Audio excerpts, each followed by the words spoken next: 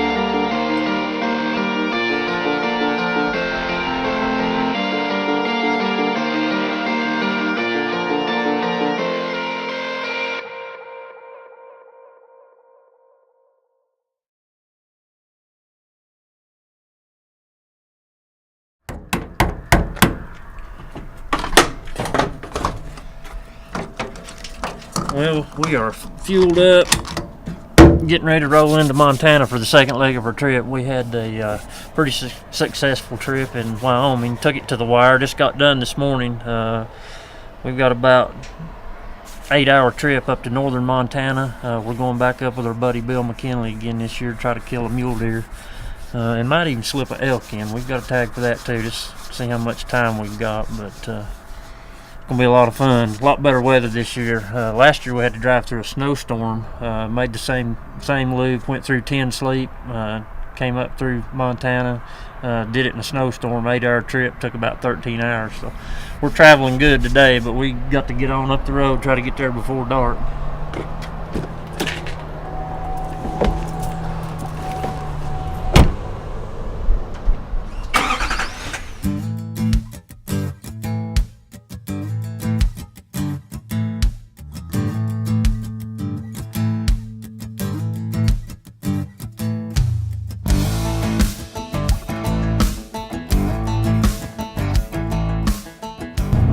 About 3.5 more hours and we will be there. Hopefully get in there in time to get everything fixed up, settled in, cameras cleaned up. We beat the heck out of everything in Wyoming, so kind of get resituated and ready to go tomorrow. Montana opens in the morning.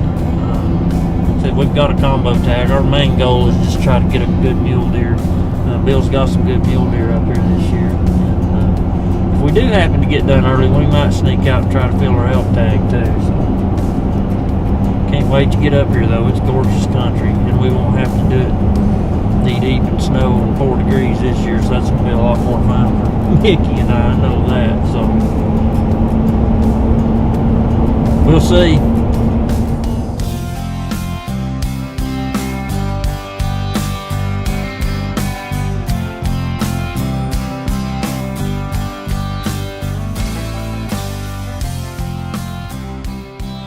This segment brought to you by Onyx Maps. Well, we finally got into town, got our camera gear cleaned up, got our gear ready, good night's sleep. Bright and early next morning we met up with Bill and made a game plan. Well, the weather's going to be nice today. It's going to be really nice. Yeah. So we're going to need to park one of the rigs here? I think so. However you want to do it, you know, we can leave this one here or mine here and take yours or whatever. We'll just go, you know, wait for it to get daylight and get back up here on the ridge and stuff, and then we can watch it. Well, that'll work.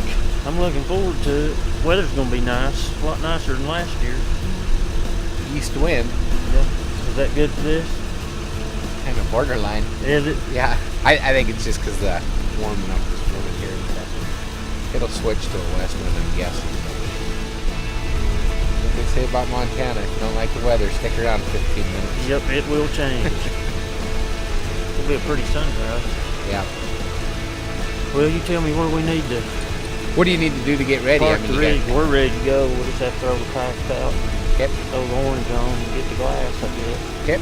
We're just gonna glass from the ridge over here. Yep. Yeah, that's why I went past that a little bit, but I think we'll probably just go to the high spot over here and glass from there. And we'll see what Aaron says. He's been out the last few days and stuff watching it. So. Okay. Well, we had Aaron Iverson and Jeff Jerome along for the day. This was Aaron's place where we were going to be hunting, so he obviously knew the animals, knew the lay of land better than anyone. And Jeff, well, we got one down. Jeff was a pack horse extraordinaire.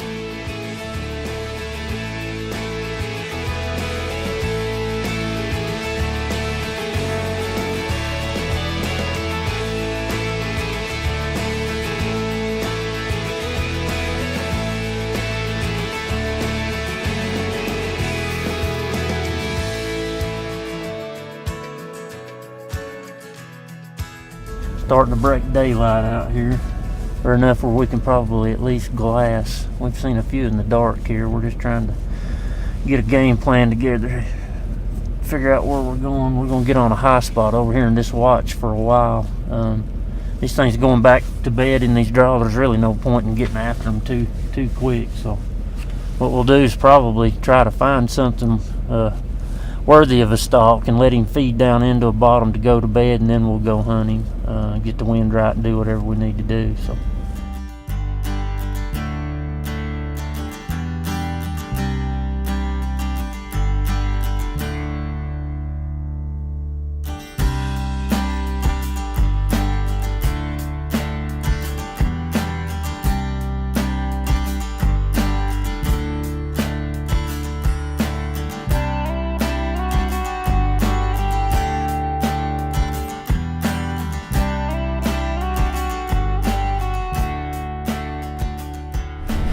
Spotted 3 really good bucks over here on the other side, and we're kind of racing around to see if we can get ahead of them. Bill knows where they're going, but we want to get over here to the other side so we can get to the coulee that they're getting ready to drop into. So. Right when you pulled up the pool, you crossed right here into this short shallow. But we'll walk on this rim here. I missed, we might have to shoot up into one of these coulees.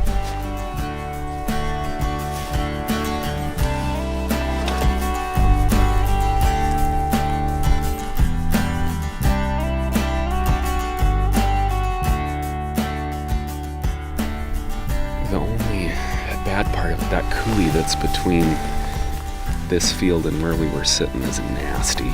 It's huge.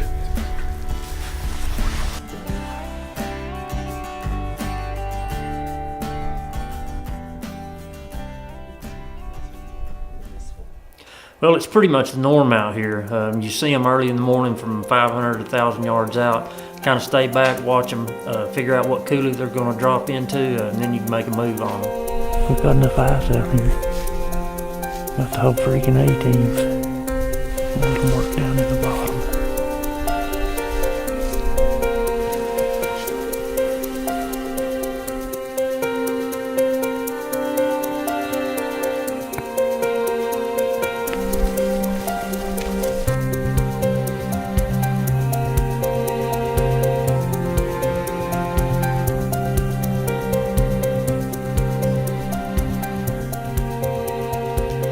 Well, we finally spotted one that was a possibility, and even though they were a long ways out, they had us made, so they just wouldn't commit, wouldn't drop in. I think that is a white one. Yep. That front one was a nice big boxy one though. Yeah, like Bill said, he had nice deep pores. Yeah.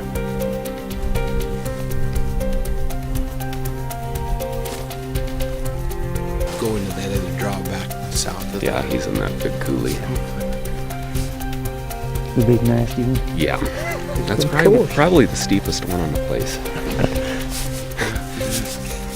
So when we go over there, you need to let him get up a little bit. And then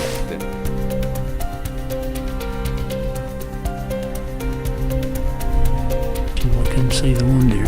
We know there's a good deer left here. It's one of the 3 that we saw earlier. The one that went over the top is definitely a good buck. I'm just trying to make a determination on which one to start going after her.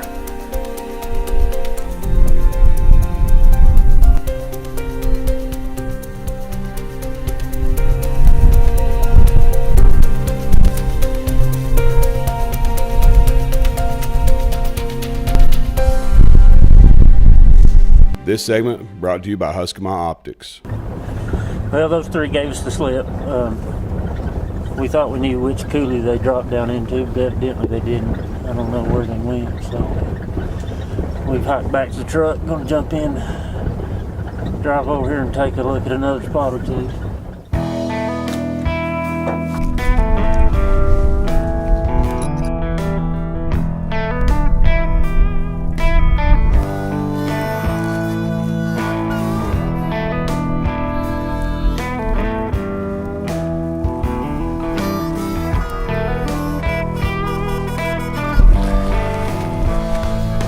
Well, it finally happened.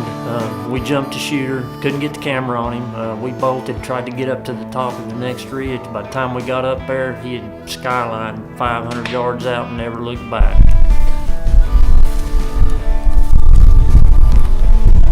I don't think we got the camera turned on for that. It was a little too quick.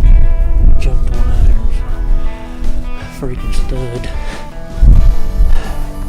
He skylined out over there. And by the time we got to the top of this hill, 500 yards over there and leaving. He was a good one.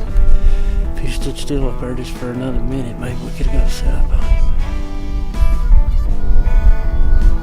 That was a dandy.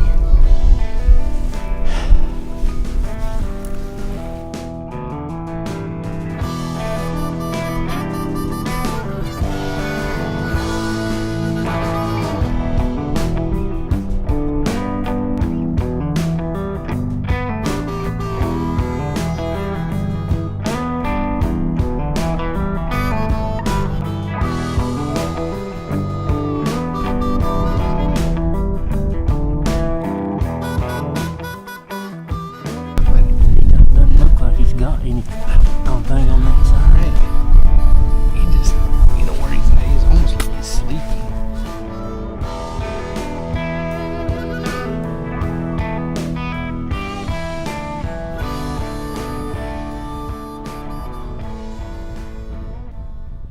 Well, as we soon found out, the wind had them all skittish. They would blow out before we could get set. We had a couple possibilities and couldn't do anything with them, so we kind of made the decision we were going to go handheld with the camera and get ready for a little snap shooting. Going up there.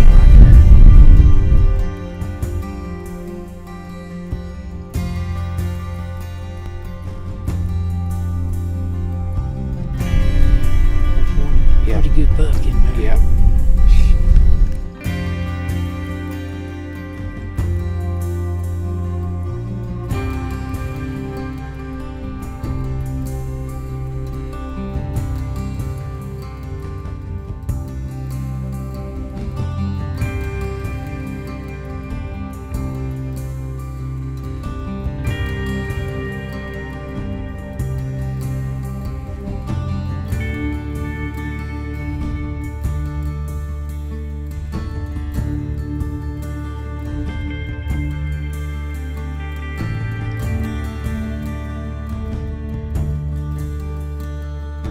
Well, once again, they wouldn't drop in.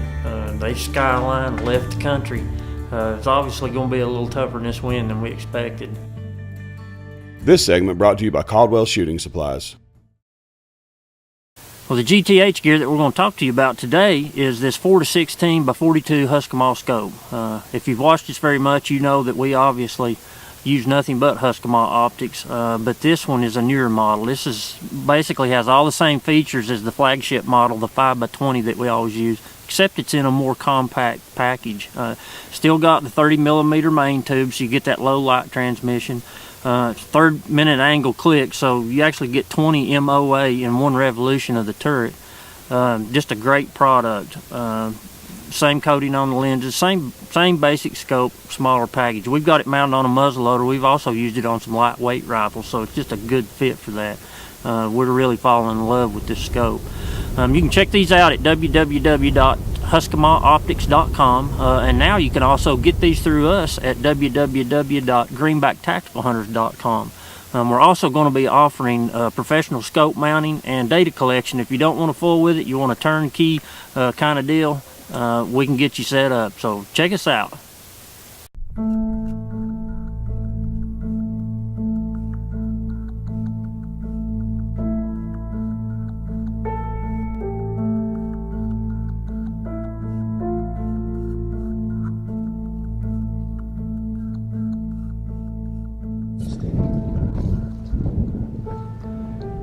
There's no shortage of them, we just can't get on. They're busting us forever, and then once they take it off out these coolies, bump into another one, it just cleans everything out. They skyline and get out of here. We spotted a few bedded that we could have, been able to do something with before we jumped them, but they just weren't the right ones.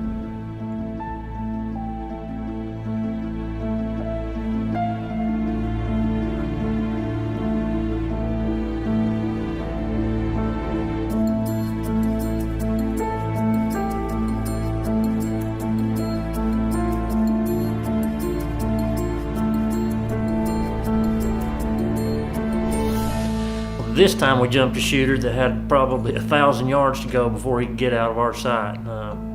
That's the break we were looking for.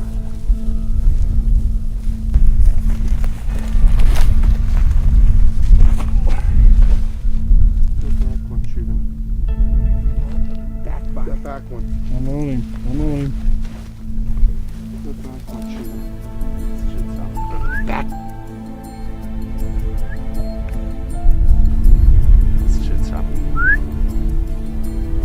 That's fine, he'll stop here.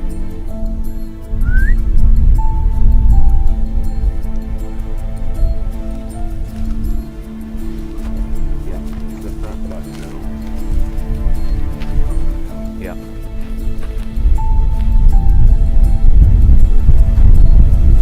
Bill, the front one. I'm on him. Yes.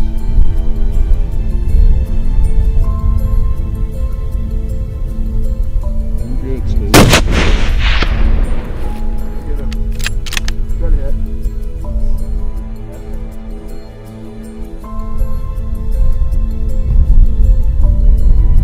Good shot. That is a hell of a shot. He's not gonna get up, is he? No.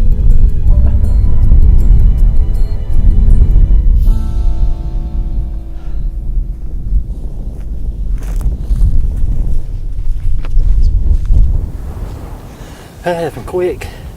I didn't have time to range it. I don't know if that's the same too, but Aaron spotted him right over the hill. And we backed around, we're gonna sneak over. And Mickey spotted him out running out of the back side of the hill here. The guys told me which one was the biggest one, so.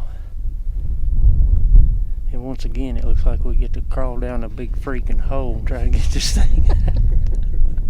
Golly.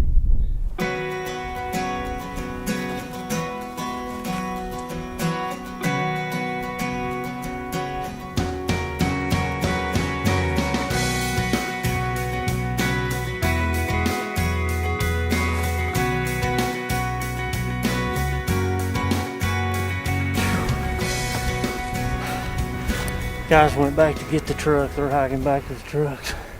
You can see what kind of a canyon we're down in. We shot him from over there across the canyon, and we got to go out the other side of the canyon with a deer. That's a great buck for out here, though. Really good deer. Really nice northern Montana mule deer here. Really good for this area, as a matter of fact. We're getting a little bit worried. The wind is abnormally high, out of the wrong direction for this particular place. We were up here with Bill again, hunting on Aaron's place, and saw a ton of deer, but everything was dropping into these coulees, and they were just nervous as cats, and trying to spot them bedded. We managed to do that with a few, but not the right bucks. The big bucks, we'd have to work into them sometimes with the wind wrong, and they were just blowing out, and trying to get a camera on one and jump shoot one or shoot cross canyon at 300 yards is kind of tough. We managed to make it happen for this one, and it's a super good deer, good dark horn. technically 4x. It's just a little crab claw on his back on this one, but really good fronts on him. Just great deer, old deer. As always, just a big bunch of fun up here.